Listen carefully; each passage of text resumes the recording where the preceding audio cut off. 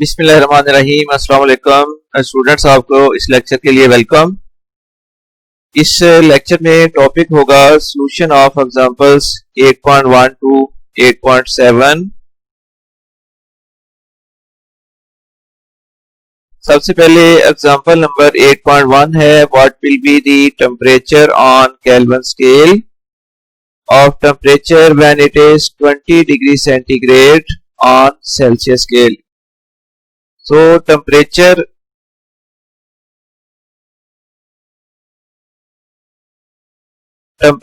on Celsius scale C की value 20 degree centigrade और required है temperature on kelvin scale T की value हमने फाइंड करनी है। तो सेंटीग्रेड टेम्परेचर को केल्विन स्केल में कन्वर्ट करने के लिए, सेल्सियस को केल्विन में कन्वर्ट करने के लिए रिलेशन है T equals to C plus 273, ये इक्वल्स टू आएगा 20 प्लस 273 इक्वल्स टू 293 केल्विन। ये एग्जांपल 8.1 कंप्लीट हुई। यहां पर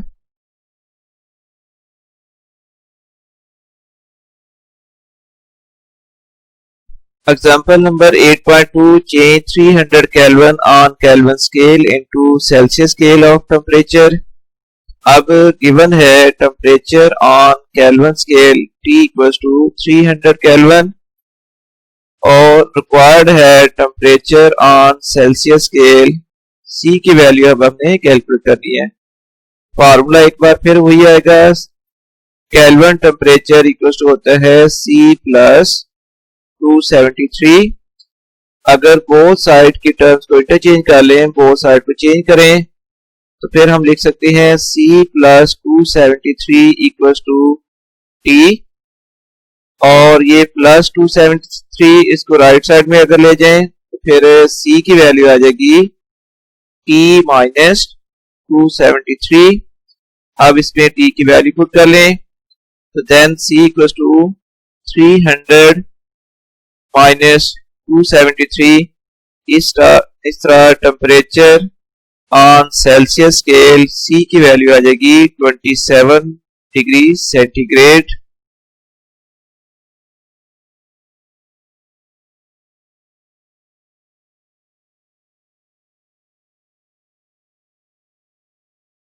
एग्जांपल 8.3 है, convert 50 degree centigrade on Celsius scale into Fahrenheit temperature scale. अब गिवन डाटा है temperature on Celsius scale C equals to 50 degree centigrade और हमें फाइंड करना है टेम्परेचर ऑन फ़ारेनहाइट, F की वैल्यू हमने फाइंड करनी है। तो अब सेंटीग्रेड को फ़ारेनहाइट में कन्वर्ट करने के लिए रिलेशन है F equals to 1.8 C plus 32। इसमें राइट साइड में हम नेक्स्ट स्टेप में C की जगह पर उसकी वैल्यू पुट करेंगे, फिर F इक्वल्स टू आ जाएगा 1.8 मल्टीप्लाइड बाय 50 प्लस 32, तो 90 प्लस 32 और इस तरह F की वैल्यू आ जाएगी 122 डिग्री फ़ारेनहाइट। तो required temperature on Fahrenheit F की वैल्यू आ गई है 122 डिग्री फ़ारेनहाइट।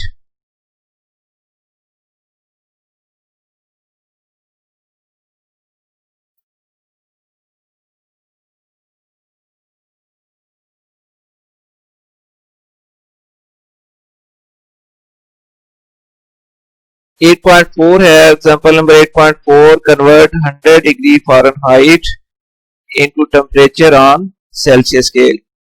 अब गिवन डाटा है Fahrenheit temperature F equals to 100 degree Fahrenheit, Celsius temperature हमने कैलकुलेट करना है C की value.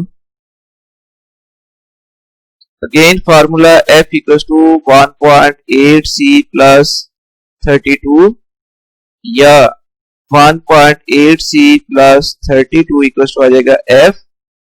1.8 C equals to F minus 32। अब इसमें नेक्स्ट स्टेप में F की वैल्यू पुट करें तो फिर 1.8 C इक्वल्स टू आ जाएगी इसकी वैल्यू 100 माइनस 32। नेक्स्ट स्टेप में फिर 1.8 सी इक्वल टू देखो 100 माइनस 32 इक्वल टू आ गया 68। हमने सी की वैल्यू फाइंड करनी है, इसलिए सी के साथ ये जो 1.8 मल्टीपल है इसको राइट साइड में ले जाएं तो ओवर में आ जाएगा सी को फिर आ जाएगा 68 ओवर 1.8 डिवाइड करने के बाद ये वैल्यू बनती है 37.7778 डिग्री सेंटीग्रेड। लेकिन अगर हम इसको 1 डेसिमल प्लेस तक राउंड अप कर लें तो फिर ये वैल्यू आ जाएगी 37.8 डिग्री सेंटीग्रेड।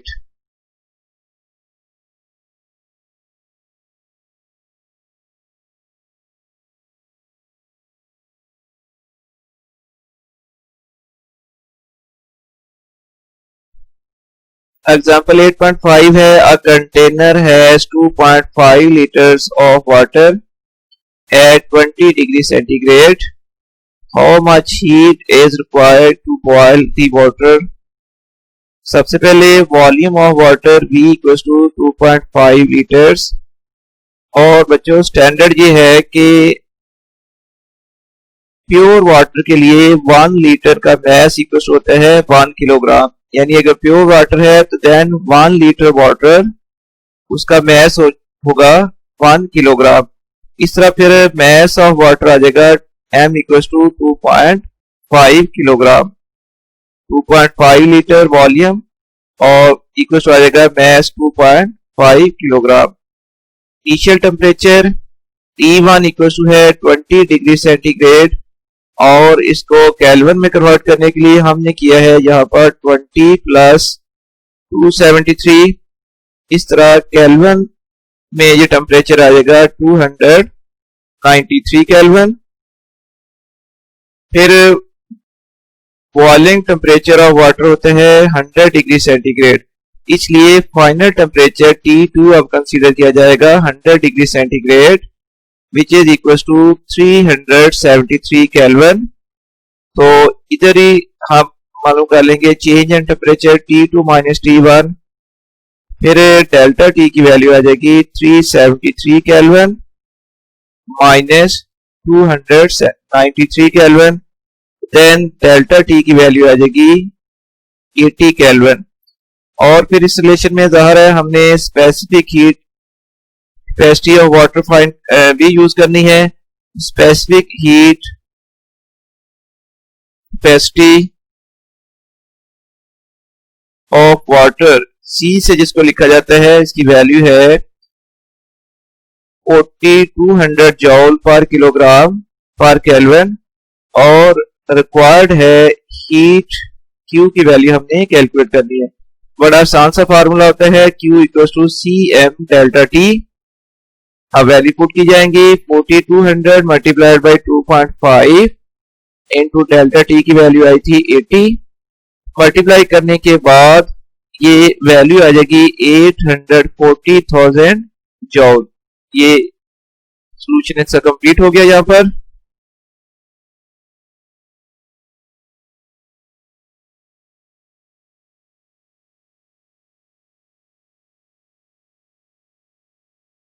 एग्जाम्पल 8.6 है a brass is 1 meter long at 0 degree centigrade, find its length at 30 degree centigrade और coefficient of linear expansion of brass 1.9 10 to the power minus 5 per Kelvin। अब सबसे पहले डाटा लिखना होगा। Initial length LO equal to 1 metre और इसके बाद initial temperature T1 equal to था 0 degree centigrade which is equivalent to 273 kelvin और फाइनल टेम्परेचर T2 की वैल्यू है 30 डिग्री सेंटीग्रेड और 30 प्लस 273 इक्वल टू 303 केल्विन। फिर change in temperature delta T की वैल्यू आ जाएगी T2 minus T1 303 kelvin minus 273 kelvin. तो डेल्टा T की वैल्यू आ गई है 30 केल्विन। और इसके बाद coefficient of linear thermal expansion alpha की वैल्यू गिवन है 1.9 10⁻⁻⁵ पर केल्विन और हमें फाइंड करनी है फाइनल लेंथ L, उसकी वैल्यू हमने कैलकुलेट करनी है। तो फाइनल लेंथ के लिए कोफिशिएंट ऑफ थर्मल एक्सपेंशन को यूज करते हुए फाइनल लेंथ के लिए रिलेशन होगा L equal to LO into 1 plus alpha delta T। तो अब इसमें वैल्यू पुट कर लें 1 into 1 plus 1.9 10⁻⁵ multiplied by delta T की वैल्यू है 30। ये फिर इक्वल टू आ गया 1 प्लस 5.7 10⁻⁴। ये एक्चुअली 1.9 10⁻⁵ को अगर 30 से मल्टीप्लाई किया जाए तो उसकी वैल्यू आई है 5.7 10⁻⁴। और इसको अगर 1 में ऐड कर दें तो देन ये वैल्यू आ जाएगी 1.00057 metre. That is the required final length of the rod.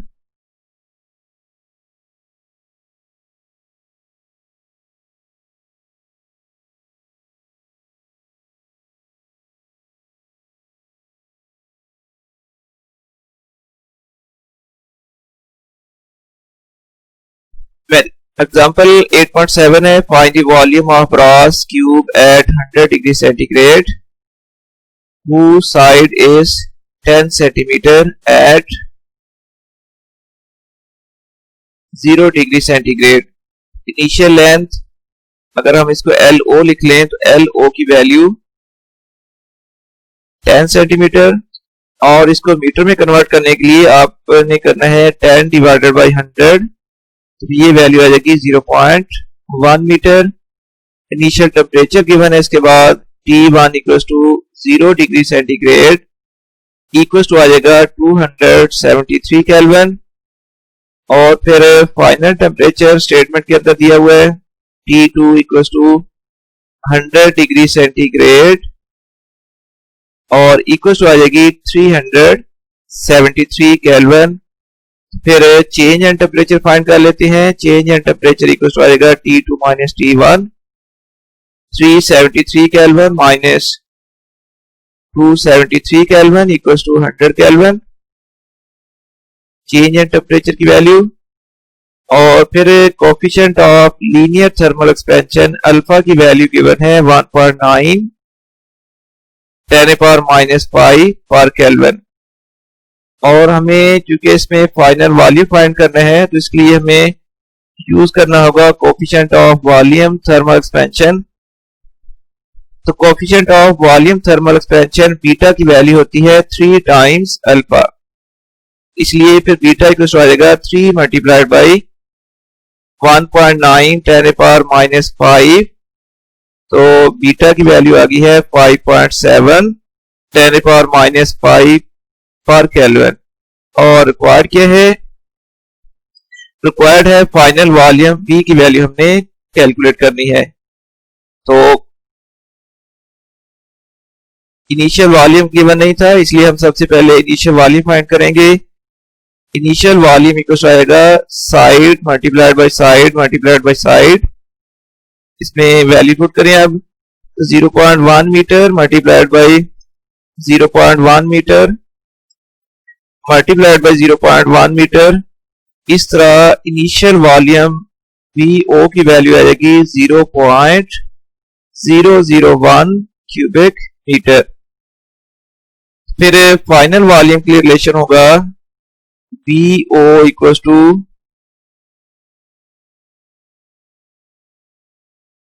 Final volume V equal to है V original volume into 1 plus beta delta T।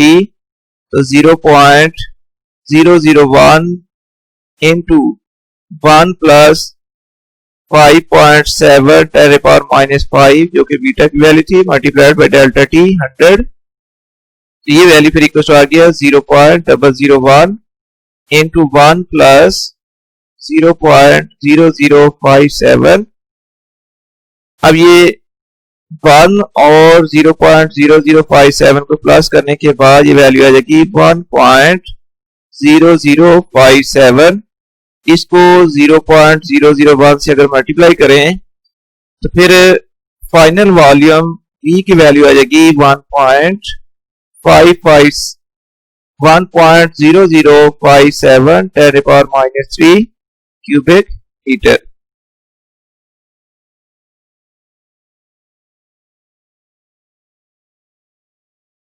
और बच्चों इसके साथ ही ये लेक्चर अब कंप्लीट होता है। मुझे उम्मीद है अल्लाह ताला आपकी जरूर मदद फरमाएगा इस फिजिक्स के न्यूमेरिकल्स और बाकी स्टडी की लर्निंग के लिए। और इसके साथ ही अब मुझे इजाजत दें। अल्लाह हाफिज।